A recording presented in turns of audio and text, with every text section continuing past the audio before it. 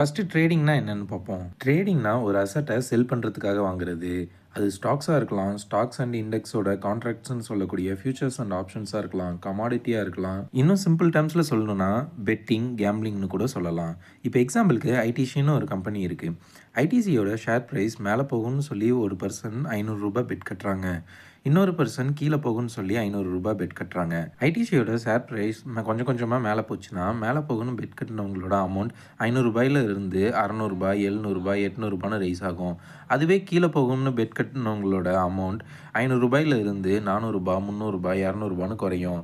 So ட்ரேடிங்கில ஒருத்தன் தோக்குறாங்கன்னா, அவங்க தோக்குற பணம் எல்லாமே இன்னொருத்தங்க ஜெயிச்சு ப்ராஃபிட் பண்ணுறாங்கன்னு அர்த்தம்.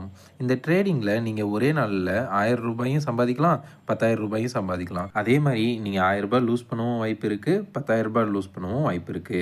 இத கேட்கறதுக்கு உங்களுக்கு கேம்பிளிங் மாரி தெரியுதுல்ல, அதனால தான் இத கேம்பிளிங் பெட்டிங்ன்னு சொன்னேன். ஆனா ஷேர் மார்க்கெட்ல இத எப்படி சொல்லுவாங்க தெரியுமா? பையிங் அண்ட் செல்லிங்ன்னு சொல்லுவாங்க. மேல போகும்னு பெட் கட்டி காசு போட்டவங்கள பையர்னும், கீழ போகும்னு பெட் கட்டி காசு போட்டவங்கள செல்லர்ன்னு சொல்லுவாங்க. இதத்தான் ட்ரேடிங்ன்னு சொல்லுவாங்க. ட்ரேடிங்ல இன்ட்ராடே ட்ரேடிங், ஸ்விங் ட்ரேடிங்ன்னு 2 வெரைட்டி இருக்கு. ஒரு நாள்ல வாங்கி ப்ராஃபிட்டோ, லாஸோ புக் பண்ணி செல் பண்ணிட்டு வந்தா அது இன்ட்ராடே ட்ரேடிங். ஒரு ஸ்டாக்க வாங்கி 1 வாரமோ இல்ல 10 நாளோ வச்சிருந்து ப்ராஃபிட்டோ, லாஸோ புக் பண்ணி செல் பண்ணா அது ஸ்விங் ட்ரேடிங்ன்னு சொல்லுவாங்க. இப்ப